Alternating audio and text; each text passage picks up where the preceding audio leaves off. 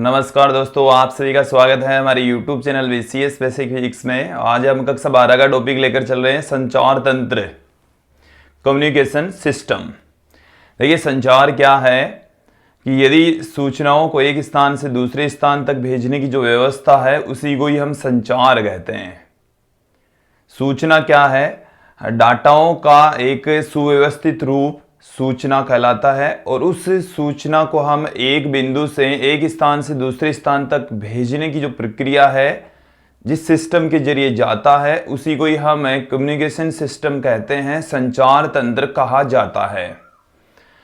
जो संचार तंत्र है उसके प्रमुख रूप से 3 भाग होते हैं: प्रेषित्र, चैनल जिसे हम माध्यम भी कह सकते हैं, और अभिग्राही। जो प्रेषित्र है वो सूचना को उचित संकेतों में कन्वर्ट करता है और उसे माध्यम में भेज देता है। माध्यम उस संकेत को अभिग्राही तक लेकर जाने का कार्य करता है। तो संचार तंत्र क्या है कि एक ऐसी व्यवस्था जिसमें सूचना को एक स्थान से दूसरे स्थान तक भेजा जाता है, संचार तंत्र कहलाता है। पूरे संचार तंत्र को हम अच्छे से यहाँ पर इस वीडियो में देखने वाले हैं। देखिए, सबसे पहले तो हम बात करते हैं संचार तंत्र की परिभाषा की। तो ऐसी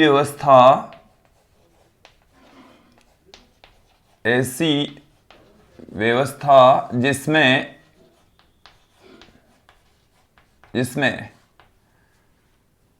सूचनाओं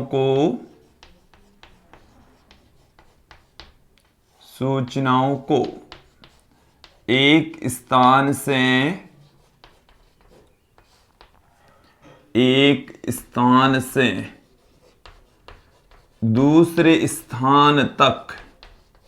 एक स्थान से दूसरे स्थान तक भेजा जाता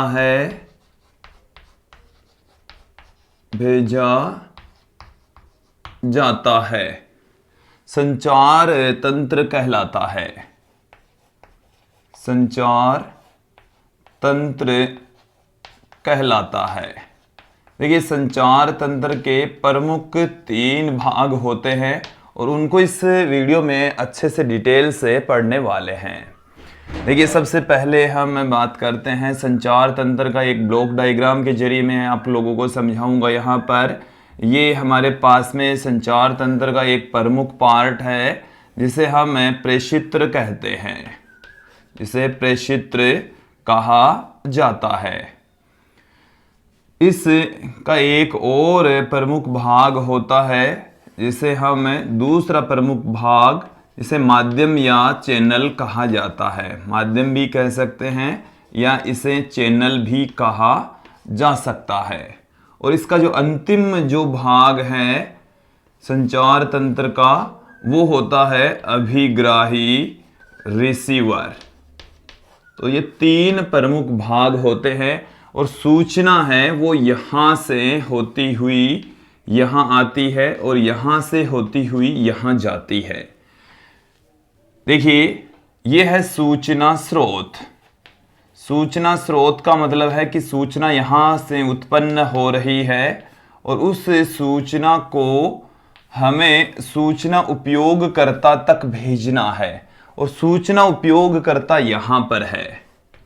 सूचना उपयोगकर्ता यहाँ पर है। सूचना उपयोगकर्ता। देखिए, ये हमारे पास में किसी भी संचार तंत्र का एक ब्लॉक डायग्राम है। एक सूचना स्रोत है और वहां से सूचना उपयोगकर्ता तक पहुंचती है। कैसे पहुंचेगी? एक सिस्टम के जरिए पहुंचेगी जिसको हम संचार तंत्र कहते हैं। यहां पर यह है प्रेषित्र। ये क्या करता है? उस सूचना को उचित संकेतों में कन्वर्ट करता है। जो सूचना है उन्हें उसी रूप में ही लंबी दूरी तक या अधिक दूरी तक नहीं भेज सकते। जैसे मैं यहाँ पर बोल रहा हूँ और ये जो ध्वनि संकेत है जो मैं बोल रहा हूँ, उन संकेतों को हम ध्वनि संकेत कह सकते हैं। और ये ध्वनि संकेत इसी फॉर्म में लंबी दूरी तक नहीं जा सकते। अब जैसे 20 किलोमीटर 50 किलोमीटर तक मेरी ध्वनि नहीं पहुंच सकती, इसलिए हमें संचार तंत्र की आवश्यकता होती है। तो उसके लिए हम क्या करते हैं, जैसे हम मोबाइल का प्रयोग करते हैं, मोबाइल पर एक तरफ हम सूचना देते हैं तो दूसरी तरफ जो मोबाइल चला रहा है, हम जिससे बात कर रहे हैं, तो वो है सूचना उपयोगकर्ता। तो हमने जो बात बोली वो बात उसी फॉर्म में ध्वनि संकेतों के रूप में वहां तक नहीं जाएगी, वह पहले प्रेषित्र में उचित संकेतों में बदलती है। हो सकता है वो रेडियो तरंगों में बदले, हो सकता है वो प्रकाश संकेतों में कन्वर्ट हो, अंकीय संकेतों में कन्वर्ट हो। तो अलग अलग जो संकेत है अलग अलग संचार तंत्र में अलग अलग रूपों में कन्वर्ट होकर वो सूचना उपयोगकर्ता तक पहुंचती है।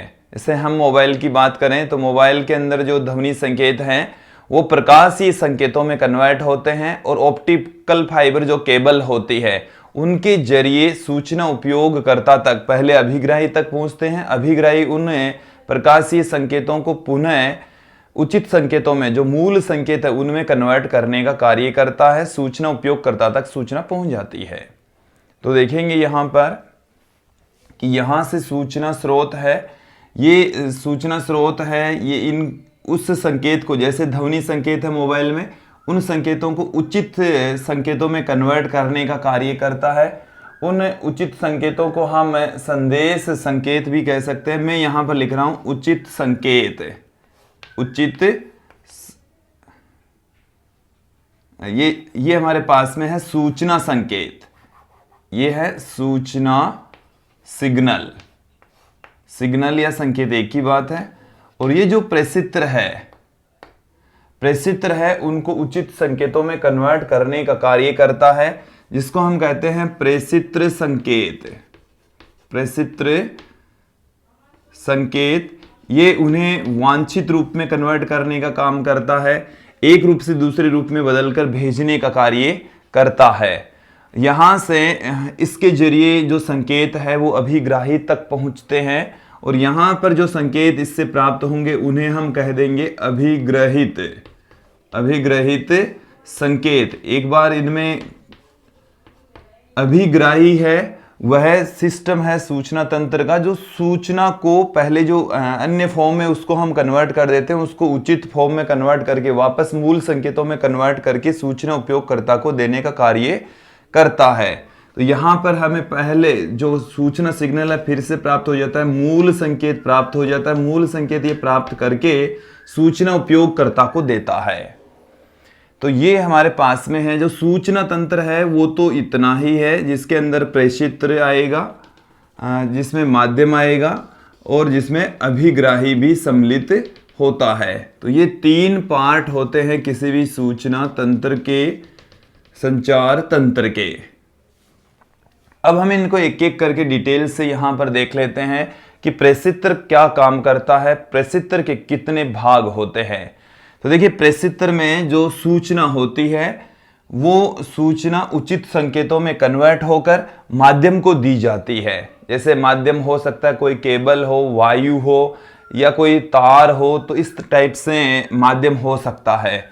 तो प्रेषित्र का काम क्या है, सबसे पहले मैं यहां पर लिख रहा हूं प्रेषित्र। तो इस प्रेषित्र का कार्य यहां पर होता है कि जो सूचना स्रोत है वहां से सूचना लेकर सूचना को वांछित संकेतों में परिवर्तित करने का कार्य होता है। तो सूचना स्रोत से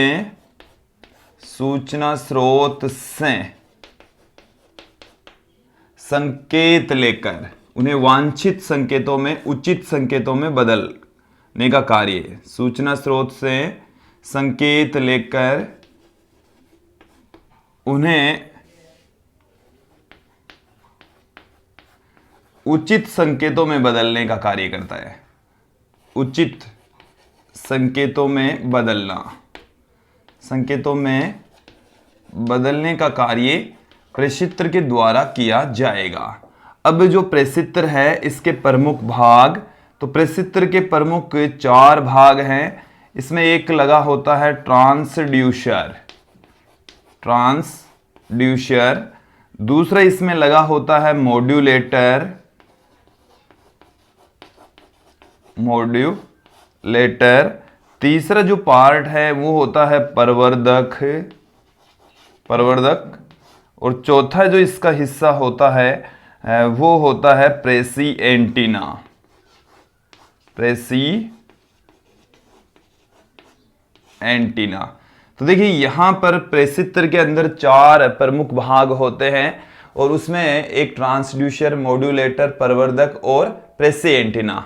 एक एक करके इनको समझ लेते हैं कि जो ट्रांसड्यूसर है इसका काम होता है ऊर्जा को एक रूप से दूसरे रूप में बदलना। जैसे मैं बोल रहा हूं तो यहां से हम ध्वनि संकेत निकाल रहे हैं, ध्वनि संकेत है हमारे पास में, तो यह है ध्वनि ऊर्जा। इस ध्वनि ऊर्जा को यदि प्रकाश संकेतों में कन्वर्ट करता है तो प्रकाश ऊर्जा में बदलने का काम ट्रांसड्यूसर के द्वारा किया जाएगा। तो ट्रांसड्यूसर है वो ऊर्जा को एक रूप से दूसरे रूप में बदलता है, या हम इसे ऐसे भी कह सकते हैं कि जो संकेत है उनको उचित संकेतों में बदलने का कार्य करता है। देखो ये जो सूचना संकेत था उसको उचित संकेतों में बदल देगा, ये वांछित संकेतों में बदल देगा। हो सकता है वो ध्वनि संकेत से विद्युत संकेत हो सकता है वो जैसे अंकीय संकेत होते हैं, जैसे हमने किसी मैसेज को टाइप किया या कोई लेटर को टाइप किया, उसको हमने मेल में भेजना है तो उसको क्या करता है, जैसे जो संकेत है अंकीय संकेत भी मैसेज टाइप करके भेजते हैं, तो वो जो अंकीय संकेत होते हैं, ध्वनि संकेत होते हैं, उनको उचित संकेतों में बदलने का कार्य करता है ट्रांसड्यूसर।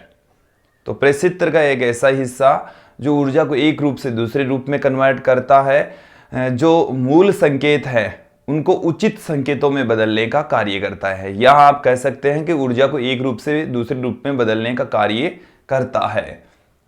तो मैं यहां पर पुट कर देता हूं कि जो ट्रांसड्यूसर है वो क्या करता है, जो मूल संकेत है सूचना स्रोत से प्राप्त होते हैं को उचित संकेतों में कन्वर्ट करता है, उचित संकेत में बदलता है, उचित संकेत में बदलने का कार्य करता है। इसे हम ऐसे भी कह सकते हैं कि ये ऊर्जा को एक रूप से दूसरे रूप में कन्वर्ट करने का कार्य करता है। सेकंड इसका जो पार्ट है वो है मॉड्यूलेटर। देखिए दोस्तों, जो सूचना है उसे लंबी दूरी तक भेजने के लिए हमें पहले उसे उचित संकेतों में कन्वर्ट करना पड़ेगा, और उचित संकेत भी लंबी दूरी तय नहीं कर सकते क्योंकि उनकी आवृत्ति कम होती है। तो आवृत्ति कम होगी तो उनकी ऊर्जा कम होगी, और जब वो माध्यम में प्रवेश करेंगे तो उनकी ऊर्जा धीरे धीरे कम होती चली जाएगी, क्षीण होती चली जाएगी, तो वो भी संकेत लंबी दूरी तय नहीं कर पाएंगे। तो उन्हें लंबी दूरी तक प्रेषित करने के लिए, भेजने के लिए हमें उनकी ऊर्जा बढ़ानी पड़ेगी, और ऊर्जा बढ़ाने के लिए हमें उनकी आवृत्ति बढ़ानी पड़ेगी। तो जो मॉड्यूलेटर होता है वो निम्न आवृत्ति वाले संकेतों को उच्च आवृत्ति वाले संकेतों में बदलता है, या हम कह सकते हैं निम्न ऊर्जा वाले संकेतों को उच्च ऊर्जा वाले संकेतों में बदलने का कार्य करता है। देखिए जो संकेत है E बराबर एच न्यू की फॉर्म में उनकी ऊर्जा होती है। न्यू जैसे जैसे बढ़ेगा तो उनकी ऊर्जा बढ़ेगी, उनकी आवृत्ति बढ़ जाएगी। तो मॉड्यूलेटर का काम है निम्न आवृत्ति वाले संकेतों को उच्च आवृत्ति वाले संकेतों में बदलना, या हम कह सकते हैं निम्न ऊर्जा वाले संकेतों को उच्च ऊर्जा वाले संकेतों में बदलना। तो ये क्यों बदलता है? क्योंकि निम्न ऊर्जा वाले संकेतों को हम लंबी दूरी तक नहीं भेज सकते, इसलिए मॉड्यूलेटर की आवश्यकता होती है। निम्न आवृत्ति के संकेतों को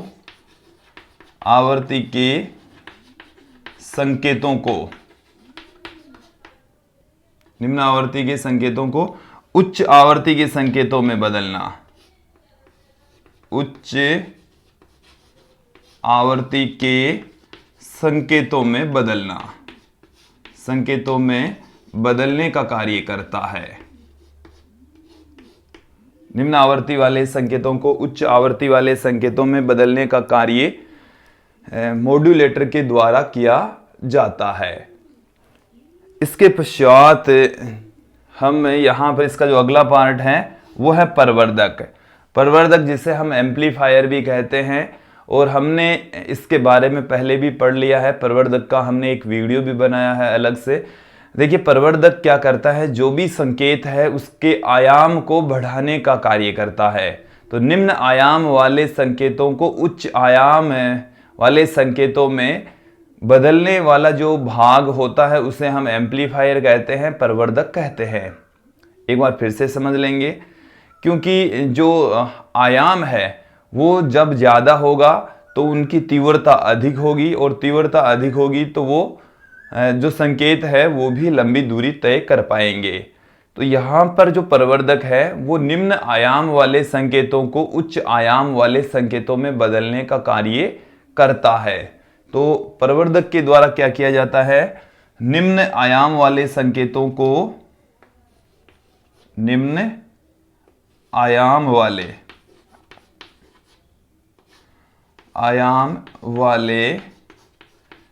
संकेतों को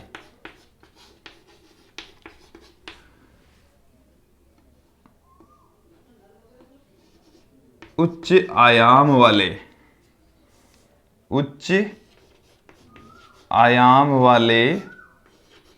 संकेतों में बदलना। निम्न आयाम वाले संकेतों को उच्च आयाम वाले संकेतों में बदलने का कार्य प्रवर्धक के द्वारा किया जाता है। फिर अंत में लगा होता है यहाँ पर प्रेसी एंटीना, और जो प्रेसी एंटीना है वो क्या करता है, जो संकेत अब हमें प्रवर्धक से प्राप्त हो रहे हैं, प्रवर्धक से प्राप्त संकेतों को चैनल में भेजने का कार्य प्रेसी एंटीना के द्वारा किया जाता है। तो इसका कार्य है प्रवर्धक से प्राप्त संकेतों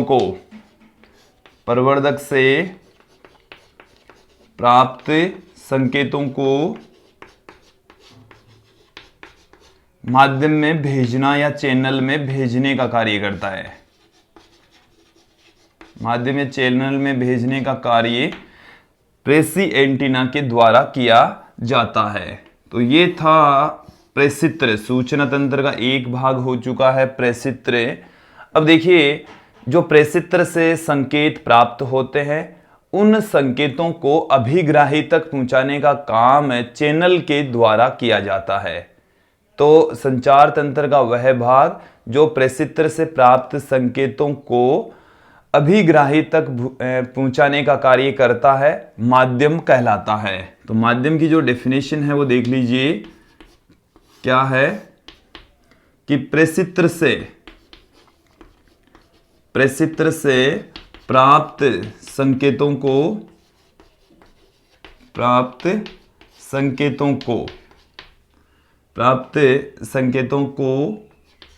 अभिग्राही तक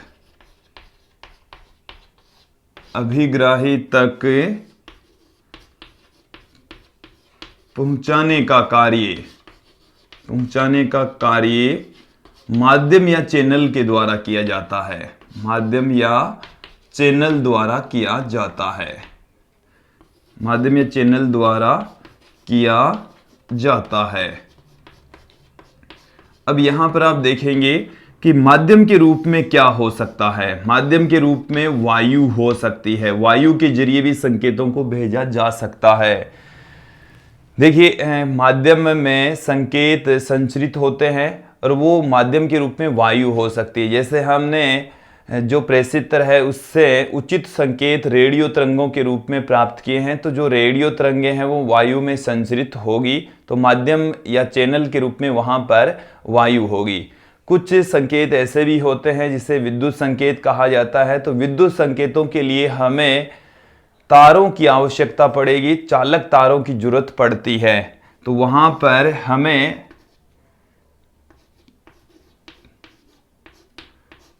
तार की आवश्यकता पड़ती है, और जो तार है उनको भी मैं यहां पर दो भागों में डिवाइड कर रहा हूं, ट्विस्टेड तार और समाक्षी केबल। ट्विस्टेड तार और समाक्षी केबल। समाक्षी केबल क्या है?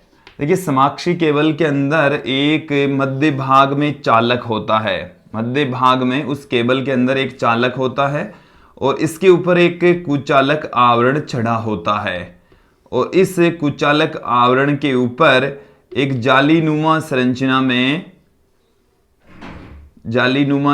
में इस तरीके से एक दूसरा वाला कुचालक चढ़ा होता है, और उस कुचालक के ऊपर फिर से एक इस जाली, ये प्रथम चालक है, पहला चालक, और ये धात्विक जाली होती है, दूसरा चालक है, और ये जो दोनों भाग हैं वो कुचालक है। ये है समाक्षी केबल। इसमें जो दोनों तार हैं, दोनों चालक हैं, उनकी अक्ष सेम होती है, इसलिए इसको समाक्षी केबल कहा जाता है।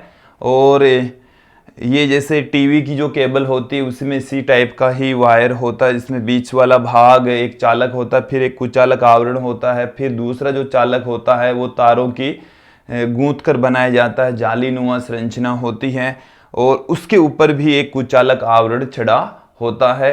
ये विद्युतीय संकेतों को संचरित करने के लिए इस केबल का प्रयोग किया जाता है, समाक्षी केबल कहा जाता है। और एक अन्य भी माध्यम के रूप में यहां पर आप देखेंगे प्रकाशिक तंतु, जो कि मोबाइल संचार प्रणाली के अंदर जिसका उपयोग होता है, प्रकाशिक तंतु कहलाता है, ऑप्टिकल फाइबर जिसे हम कहते हैं। तो प्रकाशिक तंतु जिसे ऑप्टिकल फाइबर कहा जाता है, ये सबसे तेजी से कार्य करने वाला माध्यम होता है। इसमें जो संकेत है वो क्षीण नहीं होते, कमजोर नहीं होते, या बहुत कम कमजोर होते हैं। ये प्रकाश के पूर्ण आंतरिक परावर्तन पर आधारित होते हैं। तो दोस्तों ये थे माध्यम। अब यहाँ पर हम चर्चा करते हैं अभिग्राही क्या होता है, अभिग्राही कैसे कार्य करता है। अब यहाँ पर हम जो सूचना तंत्र है उसका तीसरा पार्ट देख लेते हैं, अभिग्राही। तो अभिग्राही का जो कार्य है वो है कि माध्यम से संकेतों को प्राप्त करके उन्हें उचित संकेतों में बदलकर सूचना उपयोगकर्ता को देना। तो देखिए अभिग्राही का कार्य क्या है कि माध्यम से प्राप्त संकेतों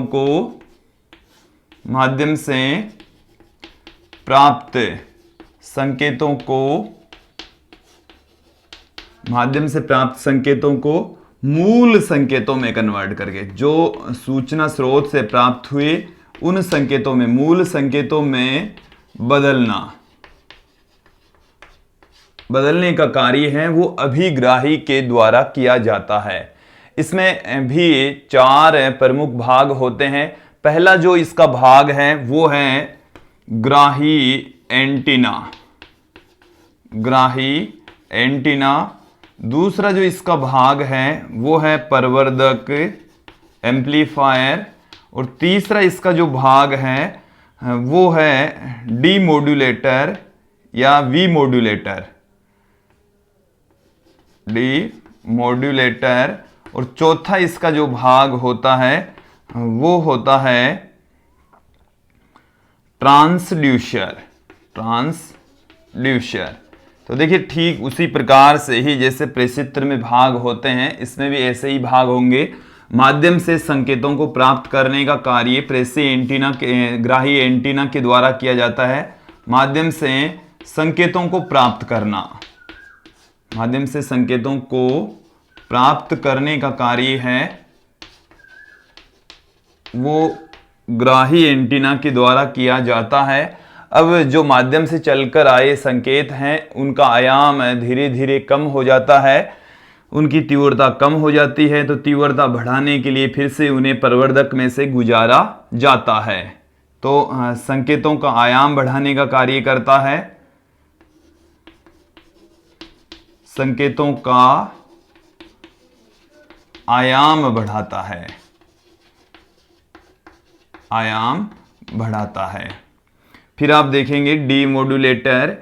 हमने जो संकेत थे उनको प्रेषित्र के अंदर मॉड्यूलेटर में से गुजारा, तब वो निम्न आवृत्ति वाले संकेतों को उच्च आवृत्ति वाले संकेतों में कन्वर्ट कर देता है। अब वही जो संकेत हैं वो माध्यम से होते हुए अभिग्राही तक पहुंच जाते हैं। अब अभिग्राही उन उच्च आवृत्ति वाले संकेतों को फिर से निम्न आवृत्ति वाले संकेतों में बदलने का कार्य करता है। तो उस उपकरण को हम डीमोड्यूलेटर या वी मॉड्यूलेटर कहते हैं। तो डीमोड्यूलेटर क्या करता है, उच्च आवृत्ति के संकेतों को, उच्च आवृत्ति वाले संकेतों को उच्च आवृत्ति वाले संकेतों को निम्न आवृत्ति वाले संकेतों में बदलना। निम्न आवृत्ति के संकेतों में बदलना। संकेतों में बदलने का कार्य है वो डीमोड्यूलेटर के द्वारा किया जाता है। अब ये जो निम्न आवृत्ति वाले संकेत हैं, इन्हें मूल संकेतों में बदलने का कार्य यहां पर ये ट्रांसड्यूसर करेगा। तो संकेतों को, जो संकेत प्राप्त हुए, उन संकेतों को मूल संकेतों में बदलना। मूल संकेतों में बदलने का जो कार्य है वो ट्रांसड्यूसर के द्वारा किया जाता है, और जो मूल संकेत हैं वो सूचना उपयोगकर्ता को दे दिया जाता है। तो जो सूचना स्रोत है वहां से सूचना चलती है और विभिन्न प्रक्रियाओं से गुजरती हुई सूचना उपयोगकर्ता तक पहुंचती है। तो यहाँ से जो सूचना है वो यहाँ से 4 भागों में से गुजरेगी: ट्रांसड्यूसर, मॉड्यूलेटर, प्रवर्धक और प्रेषी एंटीना। फिर वो माध्यम में जाएगी, फिर से वही 4 स्टेज से होकर अभिग्राही में से गुजरेगी। तब हमें फिर से मूल संकेत प्राप्त होंगे जिसे सूचना उपयोगकर्ता तक पहुंचा दिया जाता है। अब देखिए, जो संचार तंत्र है, संचार प्रणाली है, वो 2 प्रकार की होती है। देखिए, मैं यहाँ पर थोड़ी सी जो जगह है उसमें बता देता हूँ। संचार के तरीके, विधियां: बिंदु से बिंदु संचार और बिंदु से अनेक बिंदु संचार, जिसे हम प्रसारण विधा भी कहते हैं। संचार प्रणाली, देखिए संचार प्रणाली 2 प्रकार की होती है। उसमें पहले देखिए बिंदु से बिंदु संचार। बिंदु से बिंदु संचार, इसका मतलब है कि इसमें एक प्रेषी होता है। प्रेषी का मतलब है सूचना भेजने वाला। एक प्रेषी और एक ही ग्राही होता है। जैसे हम मोबाइल पर वार्तालाप करते हैं तो इसमें एक प्रेषी, एक ग्राही होता है। जैसे हम किसी को मेल भेजते हैं तो एक भेजने वाला, एक प्राप्त करने वाला। एक प्रेषी और एक यदि ग्राही होता है तो उसको हम बिंदु से बिंदु संचार कहते हैं। दूसरा जो तरीका है संचार प्रणाली का, वो है प्रसारण विधा। प्रसारण विधा, इसमें एक प्रेषी और अनेक ग्राही होते हैं। अनेक ग्राही होते हैं। जैसे रेडियो प्रसारण में, टीवी प्रसारण में, टेलीकास्ट ब्रॉडकास्टिंग की जो प्रोसेस होती है उसमें एक प्रेषी होता है और अनेक ग्राही होते हैं। ये एक से अनेक बिंदु संचार विधा भी कह सकते हैं, प्रसारण विधा भी इसे कहा जा सकता है। तो ये संचार प्रणाली की 2 तरीके हैं, 2 विधाएं हैं दोस्तों। तो इस वीडियो में हमने ये देखा है कि संचार तंत्र क्या होता है, संचार तंत्र के प्रमुख भागों के बारे में इस वीडियो में अच्छे से वर्णन किया। मुझे उम्मीद है आप लोगों को ये जो वीडियो है अच्छे से समझ में आया होगा। आज के इस वीडियो में इतना ही। धन्यवाद दोस्तों।